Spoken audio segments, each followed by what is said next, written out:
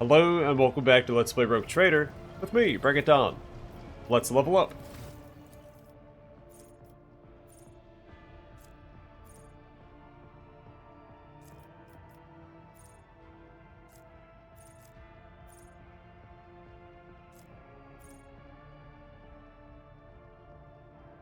The Mob Justice will pair really well if I find all three of the Steel Triad shields. So let's go ahead and grab that and practice keeping my main character, Abelard, and Solomorn adjacent to one another. So Mob Justice, allies in a 3-cell radius around the Arbitrator deal 9% more damage. Does not stack.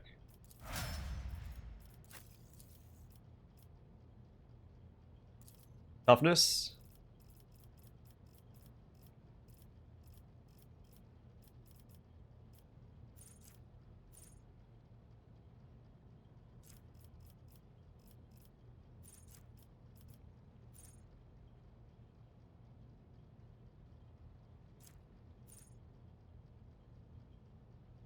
No Heresy, I think we've read that before in Argenta. But it's really good in Act 4. A toughness here.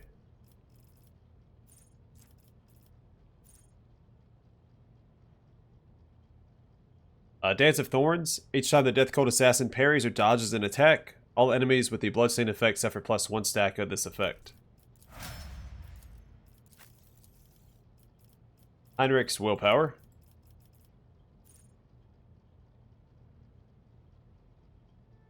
Hymns of Hatred sounds pretty good. Critical hits scored by anyone within the Psyker's line of sight, including the Psyker themselves. Increase the Psyker's critical damage by 1% until the end of combat. Stacks.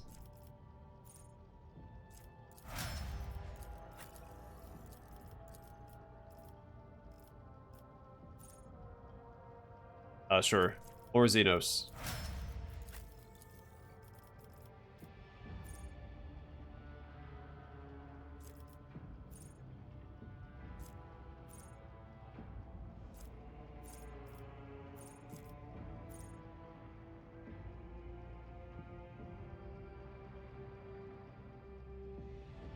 You'll do public sentencing. Same ability that my main character has. Where he gets to attack when they fail a willpower test next to him.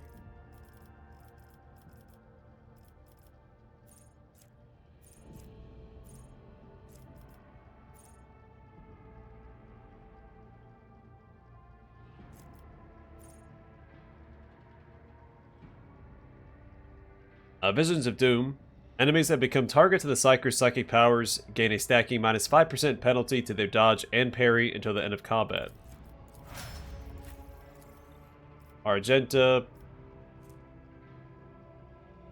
Strength.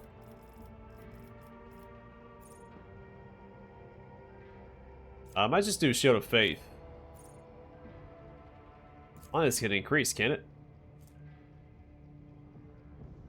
That's based off willpower. Interesting. The Shield of Faith, well, let me double check.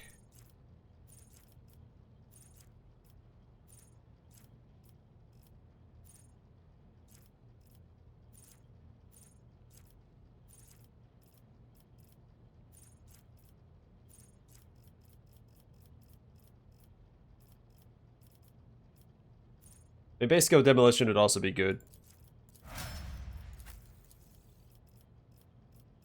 Under my protection. Allies that are targeted by the Navigator's abilities gain +5 to all resistance tests against warp effects caused by demons, psychic powers, Navigator powers, etc. until the end of combat. Effect stacks with every applied ability. I should have got that one earlier.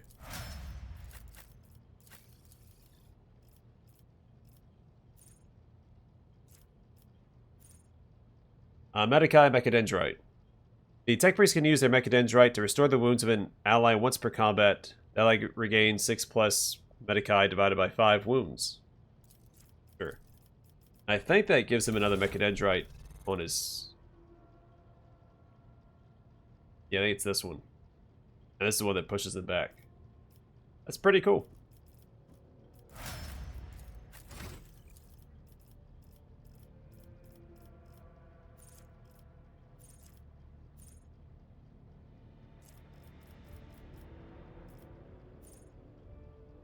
And again, no heresy.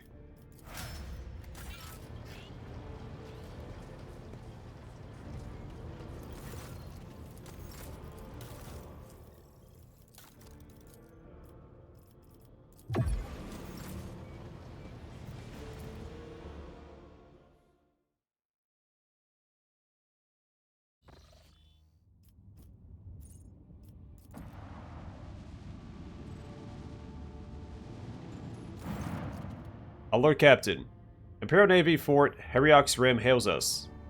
The commander thanks you for your cooperation, reports that the station you bestowed has become a stronghold in the system. Pirates and heretics flee from patrols to the delight of law-abiding merchants. I want to take a look at the catalog of components available for purchase. Okay. Same stuff as the regular Navy faction. Pretty cool. Where are we at? Oh. Agathis Arcades. The tech priest reported a brief malfunction in the Gellerfield generator that left the vessel exposed to the warp for a brief second. According to the Enforcer reports, something did manage to get into the ship and is now prowling the dark corridors of Loading Bay 5.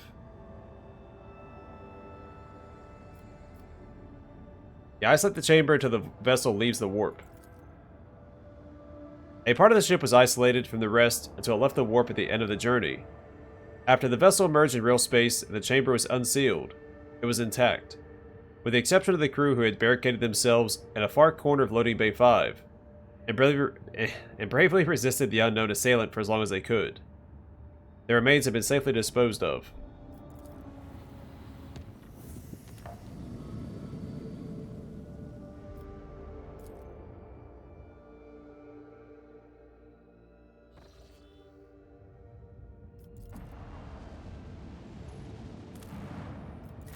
I never landed in the other. That's why I was parked on top of it. We'll go back and do that dungeon. Our Lord Captain, the Augurs cannot determine who the ship we approach belongs to, but the telemetry clearly reveals it as an Imperium vessel. The hull is badly damaged, but there is air in some of the chambers, which means they are hermetically sealed. What are your orders concerning the discovery? I sent out the order to prepare my troops for boarding. I will personally take part in the exploratory expedition. Region, Cineris Maleficum. Location, Agathis Arcades. Material, extract from unofficial news sheet, window in the bridge, distributed on the middle decks. Recorded by unknown. Note, the veracity of the recounted events is questionable. We who walk down the same passageways in the same days, day after day, we are born, live, and die in the hum of the ship's machines. We forever hunger for the smallest glimpse of another life, and for a chance to see the heroes who tirelessly fight for us for the glory of the Imperium. And for the glory. So let's have a tale about the Lord Captain, by the will of the Emperor, the guardian and commander of every good and honest soul upon this Voidship, and the time he boarded a vessel named the Fireborn. Like a dead whale cast ashore by the inexorable force of the swell, the wrecked vessel was a confronting sight for its unwitting visitors. Some bays still retained an atmosphere, but there was no life anywhere. The ship was dead, its machine spirits dissipated in the darkness of space. It was just a husk left, and the rogue trader's crew were to become scavengers swarming the carcass of a fallen Leviathan. Our Lord Captain oversaw the expedition personally.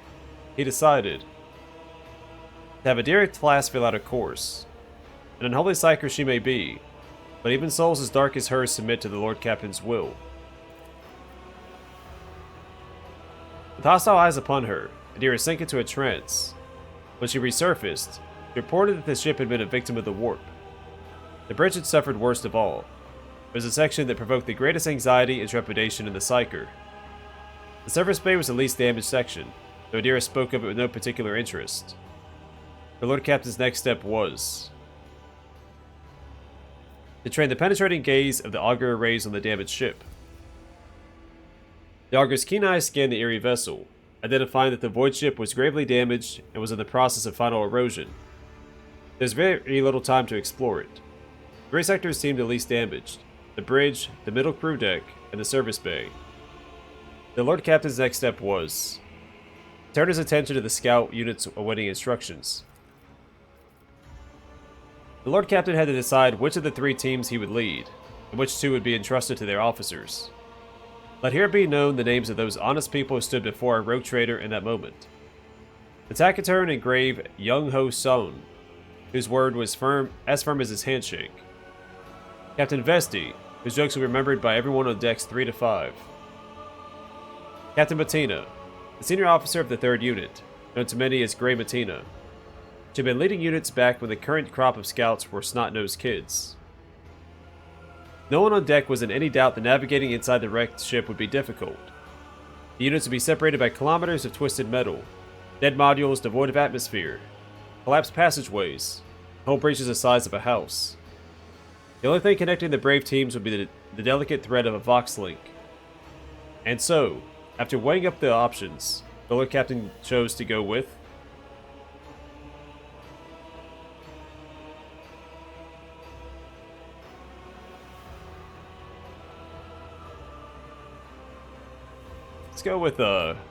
Young Ho Son. Young Ho Son and his unit were heading for the bridge. From here on, we'll relate the events based on what we have learned from witnesses, the people who accompanied the Lord Captain on the tour of the Dread ship. The shuttle started up one after another and dispersed, each heading for its selected target. An hour spent on cutting through the hole in the freezing vacuum of space, a fussy boarding, and then finally, the rogue trader stepped onto the cold, dark deck of the dead ship. The light of the torches revealed a sign in the gloom: Fireborn. After a minute-long exchange with the Voxmaster, we quickly checked the archives. It was established that the dead vessel was that of Captain Nova Van Dane, registered at Kiavagama Port. Every minute spent on board threatened to end in disaster. The ship's days, or even hours, of existence were numbered. From all sides came the sounds of distant crumblings. The floor underfoot trembled every now and then. The Lord Captain hurriedly moved deeper into the compartment when he suddenly felt the slightest puff of air brush against his neck, followed by a soft sigh.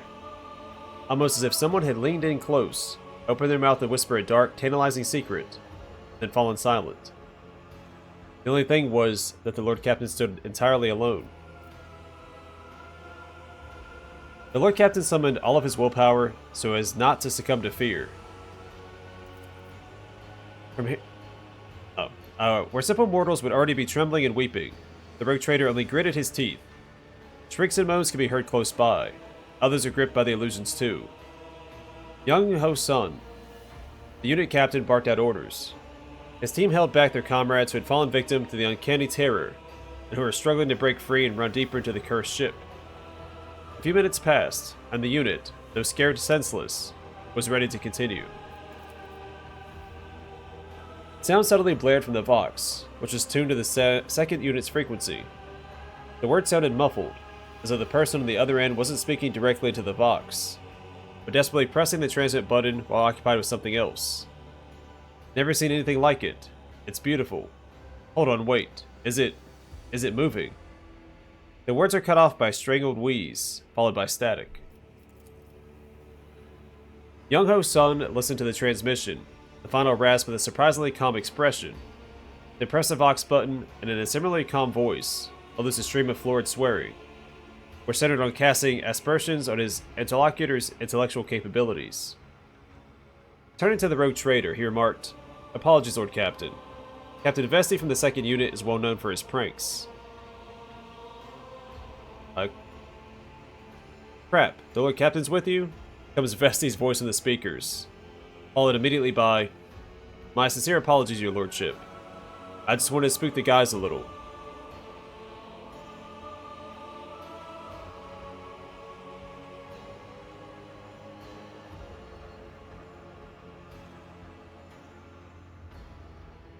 The Lord Captain resolved to show leniency and merely asked for a report on the unit's progress. Captain Vesti reported that his unit's foray had so far proceeded without incident, mystical or otherwise. They had found no survivors from the ship's crew, or bodies for that matter. However, the unit had encountered a problem. The passage leading to the deck section with the arsenal and storage depot was seriously damaged, especially the power cables. Proceeding further could be dangerous. After consulting his officers, the Lord Captain issued new orders for Vesti's unit. Vesti's unit headed off to carry out their orders, while the rogue trader and his team continued on. Uh-oh. After spending several hours wandering down the dead passageways, Young-Ho's son's unit and the rogue trader reached the bridge of the Fireborn. The oppressive feeling had not dissipated. It was as though the bulkheads of the ship were steeped in the terror and pain of the people who had vanished without a trace from those decks. On the way there, the unit had found no signs of a struggle, or bodies of the crew, and that served only to deepen their unease. After examining the bridge, the scout unit discovered that the captain's principal cogitator was still functional. The final log entry was identified, a damage-picked recording that no one in the unit was eager to view. Proximity to the cogitator alone was unsettling enough, and with each passing second, remaining on the bridge was becoming more and more difficult. The Lord Captain took a risk and watched the recording.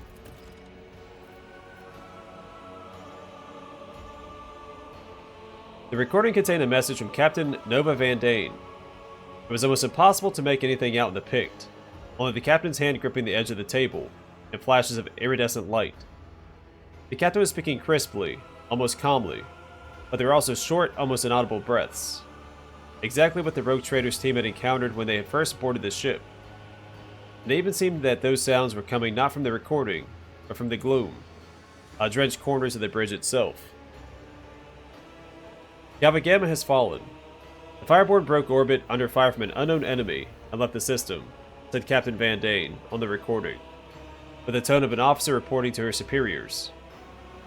We encountered pathological warp activity. The crew is reporting failures in the Geller field system. The ship is doomed. Whoever finds this recording, I ask you to hold a prayer service for our souls. I also ask you to take the family relics of the Van Dane line from Galvagama. The relics are stored. The captain then specified the location of her family vault and the access code. The recording ended. There was nothing left to do on the cursed deck. It was time to return to the shuttle.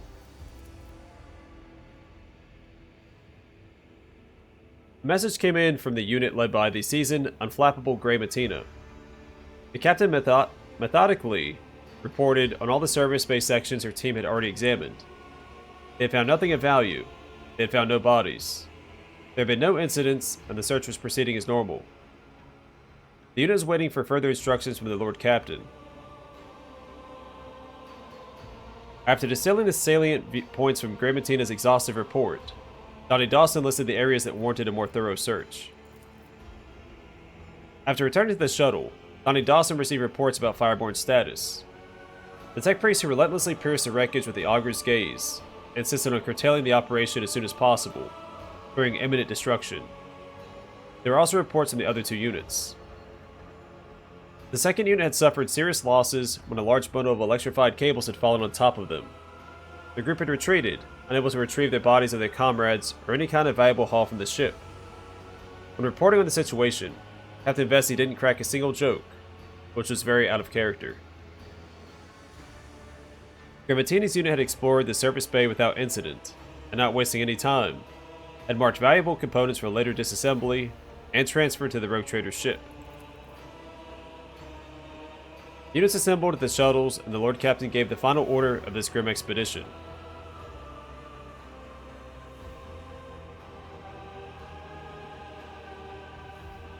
Honor the memory of Captain Nova Van Dane and her crew. The last request of the fallen captain had been fulfilled. The improvised funeral began with a brief military salute, and the rogue trader himself recited a prayer for the souls of the Fireborn. Just as any honest servant of the Emperor who has dedicated their life to voyaging through the darkness would honor their fellows and mourn their deaths. Time was up. The scouting party returned to their ship. With one last look at the Fireborn, the rogue trader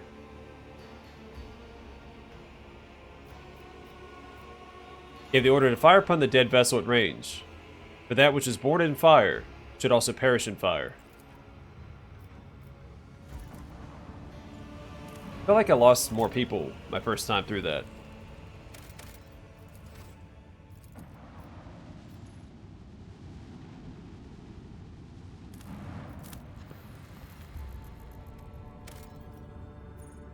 The rings. The giant rings on this planet's surface can be observed even from orbit. Examine the rings. It has emerged that this planet has a native species of giant insect, similar to Terran ants. Just like ants, they sometimes form so-called death spirals, in which one creature follows another without realizing they're going in circles. These were the rings discovered by the ship's observers. A strange phenomenon that was originally suspected to be a sign of warp activity, or nefarious xeno structure, turned out to be a quirk of nature, and a tragic one at that.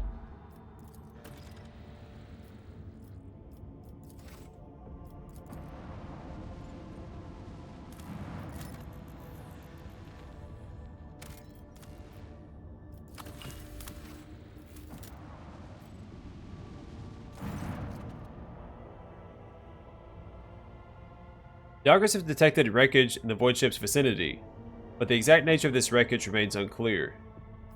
Continue on your voyage. Odd. Wait, it disappeared? Okay.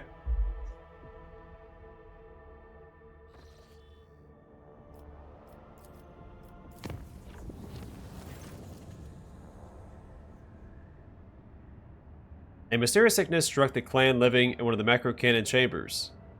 The disease quickly spread, causing the afflicted to writhe with unbearable stomach cramps and expire after several days of agony. Before the officers could react, the neighboring clans took the issue into their own hands and flooded the chamber with carbon monoxide. The macro-cannon was put back into service, and the vigilantes were punished for subjecting the rogue trader servants to mob justice. The Immaterium released us from its grip, this time. Alright, back to the... was it? Inquisition shipwreck.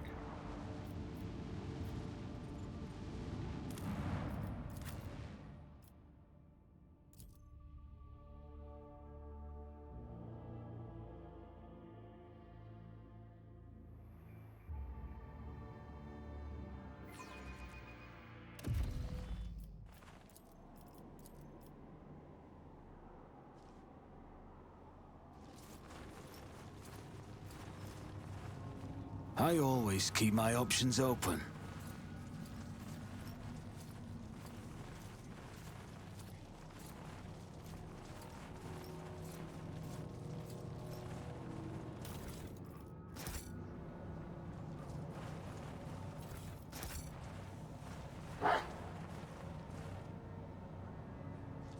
Just as he ordained. The soldiers were killed by shots in the back. It seems they were executed by their own comrade, who then used his last charge to blow his own brains out. Keep your wits about you.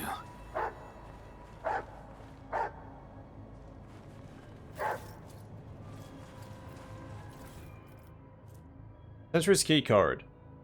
Keycards like this are issued to soldiers who are posted in compartments with heightened security.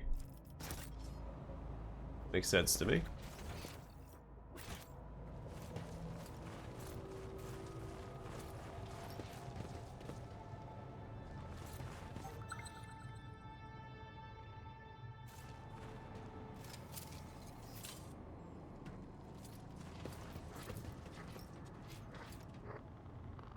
There's a gaping hole in each corpse's head.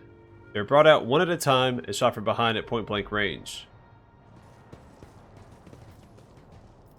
Let us not dawdle. Compared to naval service, that was barely a challenge.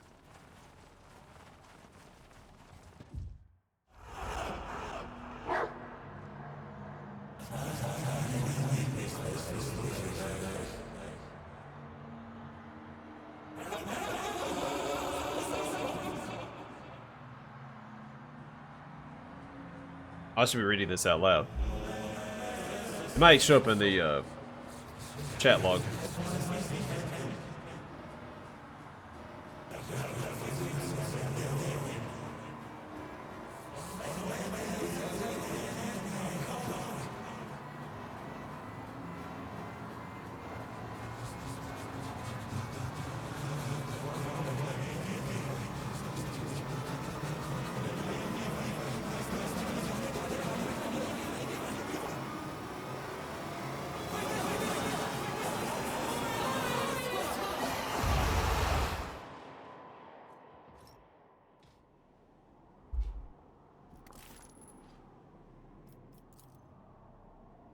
Nope, does not show up.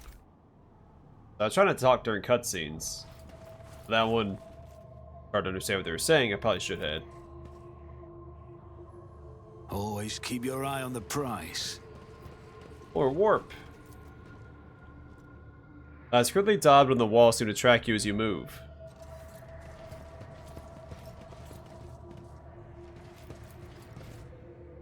A squalid berth heavily soiled with blood and vomit. It is also equipped with straps that are used to bind its inhabitants to the bed whenever necessary.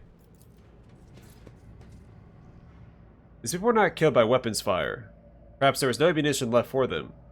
They were brutally butchered with knives and beat with gun stocks. Round break of corpse starch, a passenger's rations. Judging by the lingering smell, it was dosed with a sedative. Rise to the top or get left in the dust. An asthmatic rasping can still be heard coming from a broken vox. A screeching cacophonous melody that sets your nerves on edge and scatters your thoughts. In case it's not obvious, this is a inquisitorial black ship. Should have brought a Dira. Oh well. I forgot it was an actual black ship till we got back to it. These people were not killed by weapons. I already read that. We have Heinrich, so that should add enough extra dialogue. If any. Embrace the gift of decay. Small fish, eyeless and slimy, dart and wriggle about in the rank water. I always keep my options open. There. Embrace the gift of decay.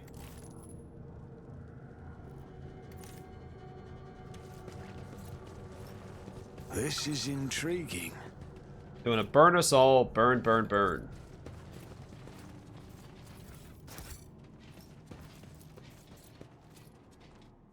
Through the cocoon's translucent film, you can see the vague outlines of a decaying body. The ribcage has been broken open, and a heart still beats inside it.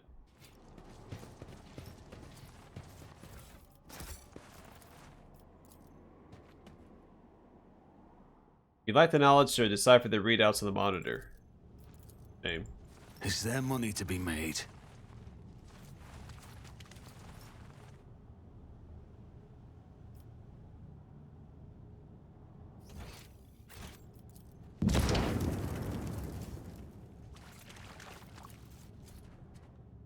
From time to time, tiny sparks of psychic energy burst out of the cocoon.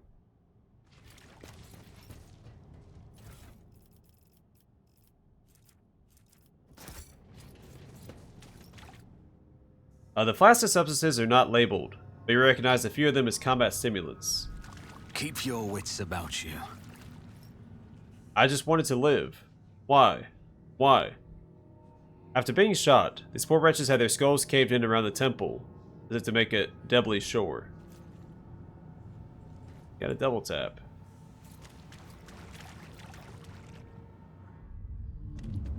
Identify yourself. Boarding Capper 322. I'm not going to read over it. I don't think I can read fast enough anyway.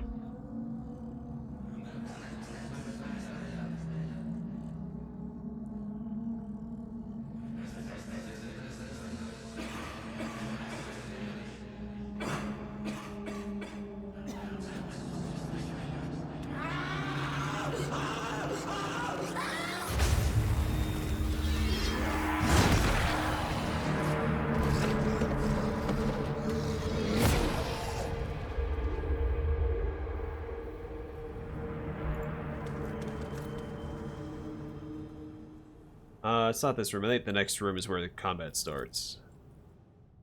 Tangible psychic radiation is coming from the gurgling sludge. Perhaps it's the source of the vision that seized you. This tree has sprouted right out of a person. His broken bones have formed the collars of branches. His cracked skull has merged with the trunk. The dried gore now coats the skin like bark in a thin layer. Harold? Is that you? Always keep your eye on the prize. Crude scribblings in some blasphemous script prove too impenetrable to decipher. Alright, I'm gonna call it here.